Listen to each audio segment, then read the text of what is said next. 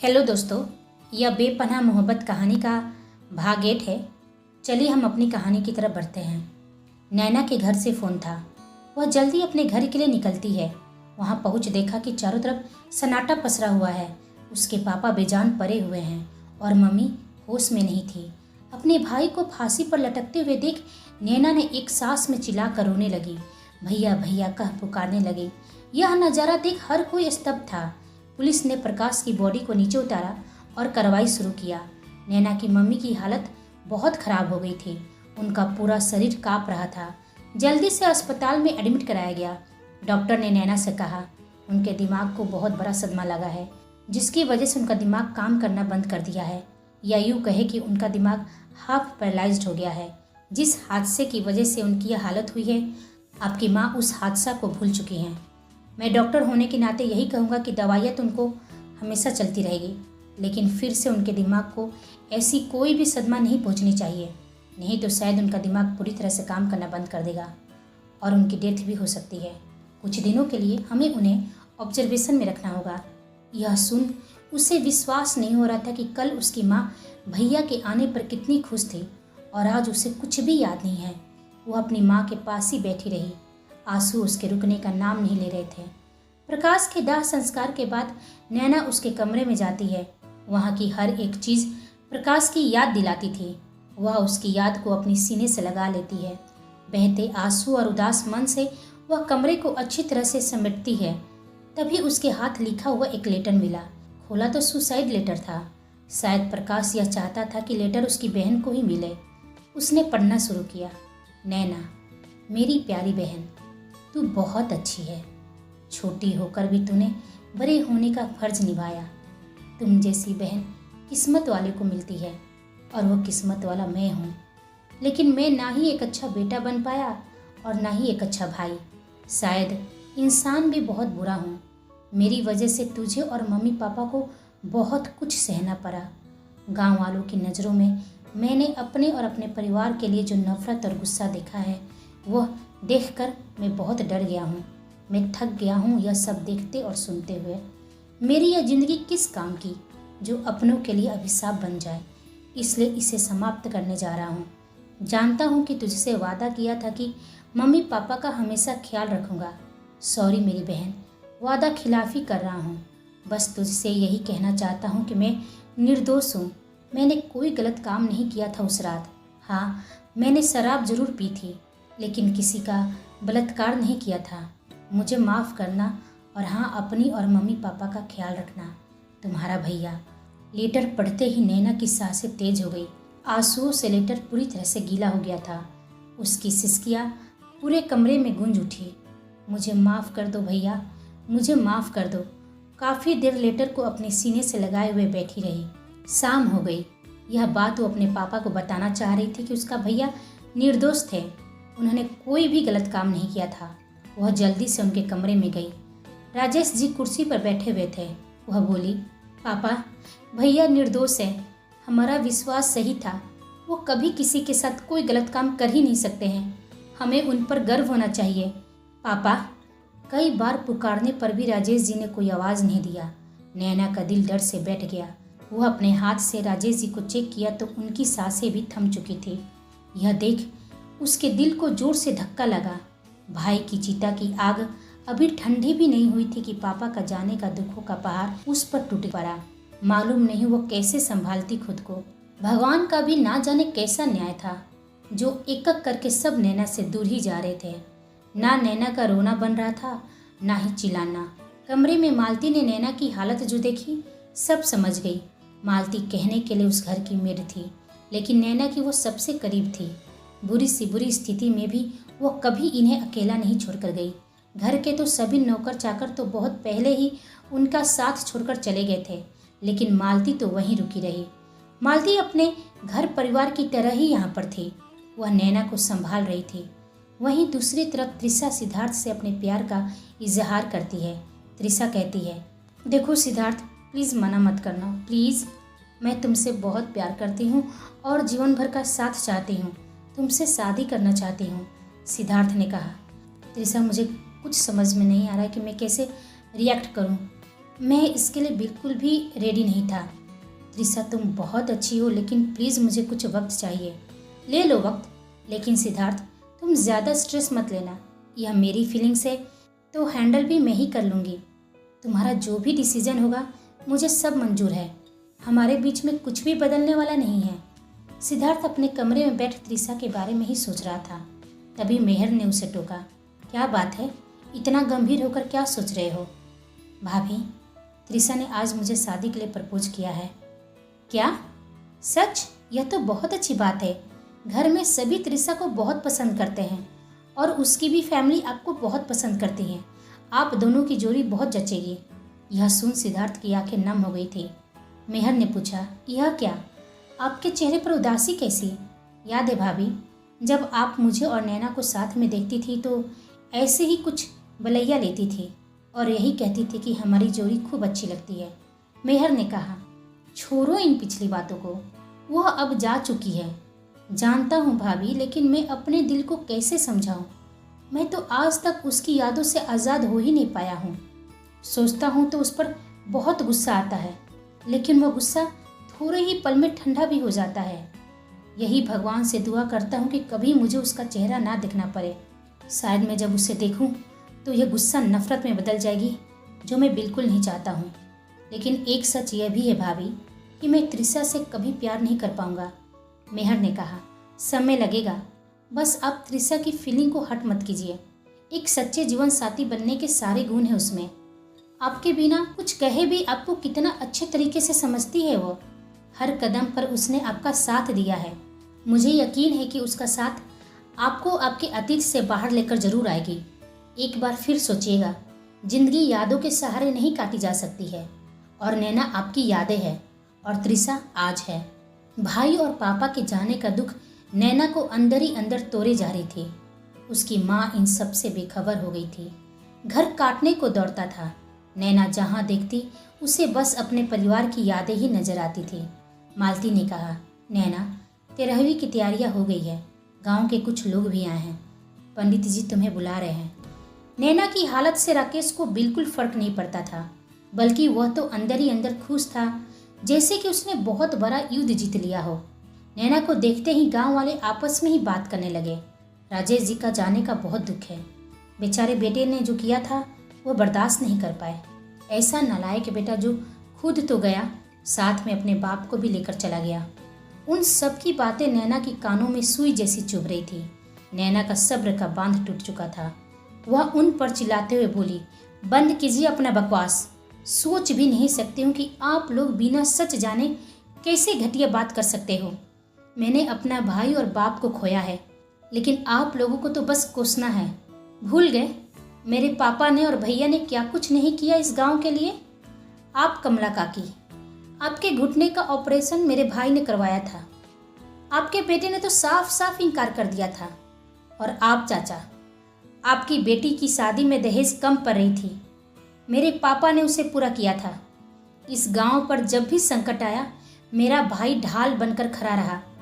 उसे बुरी लत क्या लग गई, आप लोगों ने उसकी अच्छाई भुलाकर उसे कोसना शुरू कर दिया, गाली देना शुरू कर दिया। मेरा भैया निर्दोष था, यह रहा उनका सुसाइड लेटर। यह तो मानते हो ना कि मरने वाला कभी झूठ नहीं बोलता है। उन्होंने कुछ भी गलत काम नहीं किया था। आप लोगों की तानों की वजह से उन्हें मौत आसान लगी। नहीं चाहिए आप लोगों की कोई सिंपैथी। चले जाइए यहाँ से, मैं अकेले ही सब संभाल लूंगी। तभी राकेश ने कहा, कैसी बातें कर रही हो नैना? माना कि तुम्हारे भैया ने इस गांव के लोगों के लिए बहुत अच्छे काम किए होंगे, लेकिन उनके उस वजह से पाप कम तो नहीं हो जाते। और सुसाइड लेटर का क्या है? हम सब ने अपनी आंखों से देखा था। तुम्हारे नाम मानने से सच्चाई नहीं बदल जाएगी।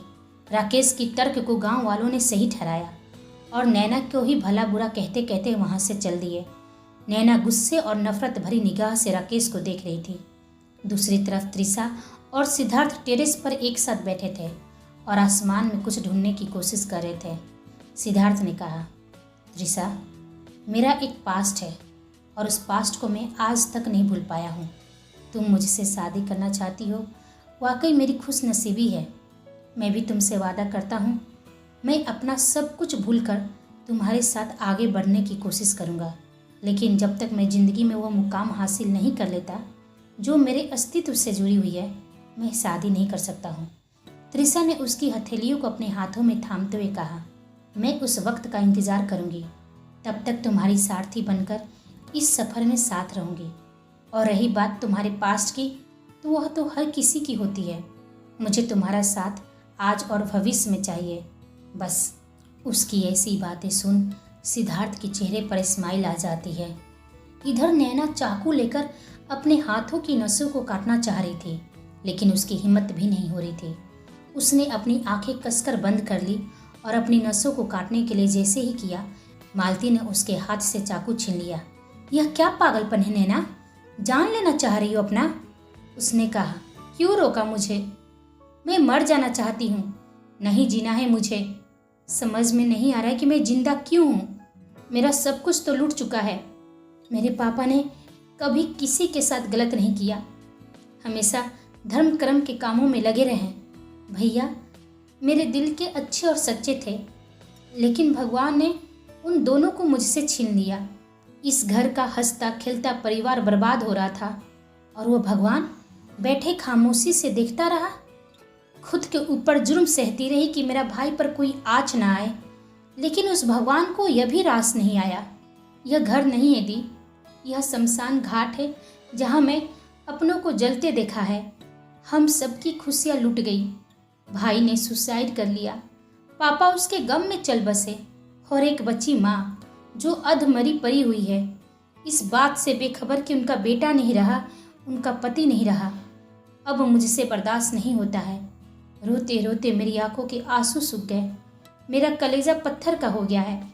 मुझे खुद से ही नफरत हो गई है। क्यों नहीं अपने भैया को बचा पाई? क्यों इस गांव वालों की बात सुनती रही? मालती उसे बच्चे की तरह अपने सीने में लगाकर चुप करा रही थी। शांत हो जा नैना, क्यों खुद को इतना कोस रही है? इसमें तेरी कोई गलती नहीं है।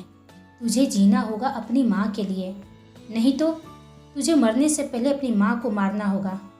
उस बेचारी को किसके भरोसे छोड़कर जाएगी? नैना ने कहा।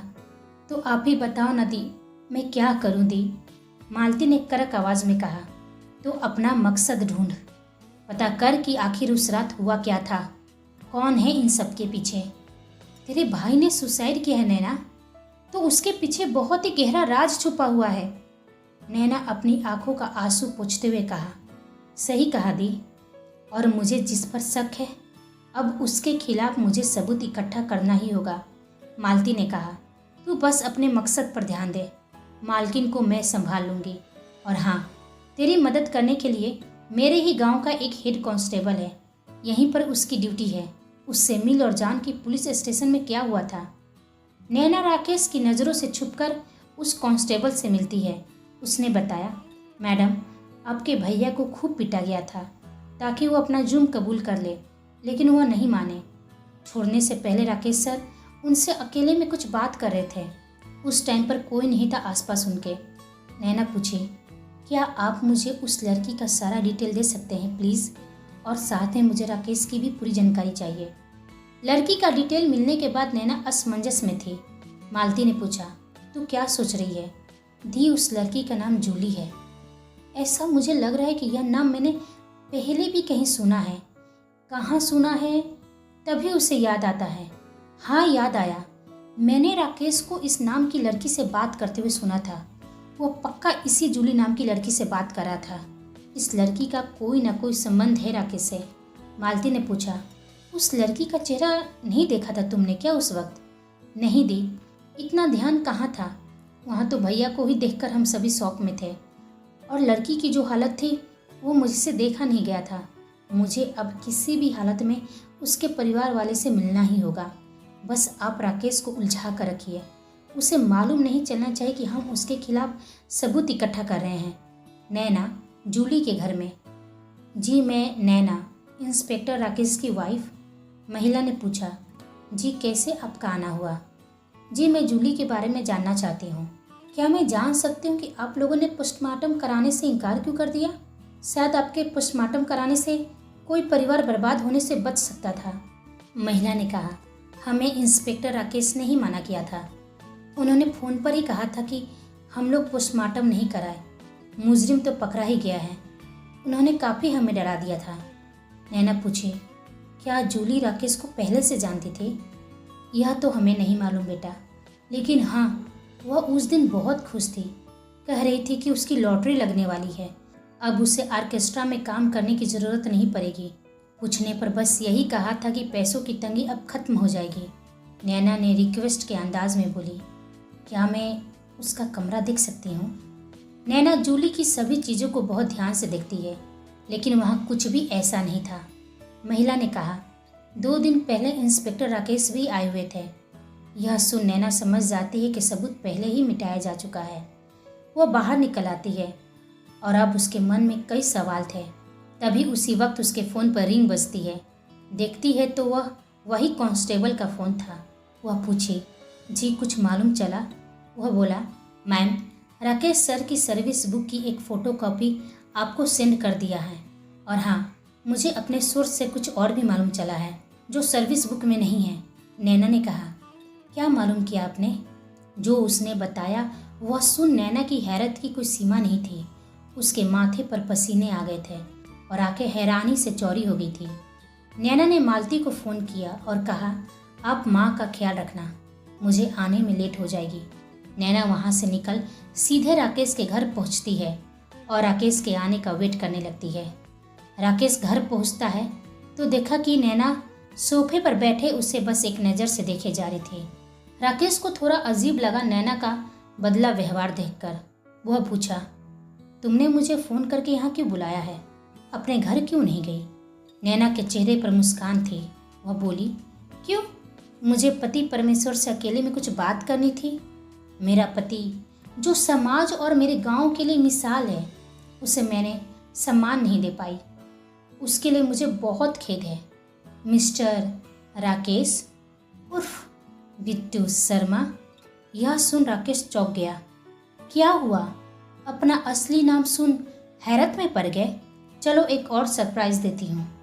क्या तुम जानते हो मैं भी क्या पूछ रही हूँ? शायद तुम्हें अच्छी तरह से मालूम होगा। जो गांव मेरा है ना, वह गांव एक समय में बिट्टू शर्मा का भी था, जो आज के समय में राकेश बनकर घूम रहा है। क्या राज है तुम्हारा? कौन हो तुम? यह सुन राकेश के चेहरे पर सातिर मुस्कान आ गई। कौन था राकेश, और वो अपना नाम और पहचान बदलकर नैना की जिंदगी में किस मकसद से आया था? क्या प्लान किया था उसने? यह सब सवालों का जवाब हम जानेंगे अगले भाग में। तब तक आप हमारे चैनल के साथ बने रहिए। Like, share, comment and subscribe करना बिल्कुल ना भूलें। और आप सभी को मेरा कहानी देखने और सुनने के लिए बहुत बहुत धन्यवाद।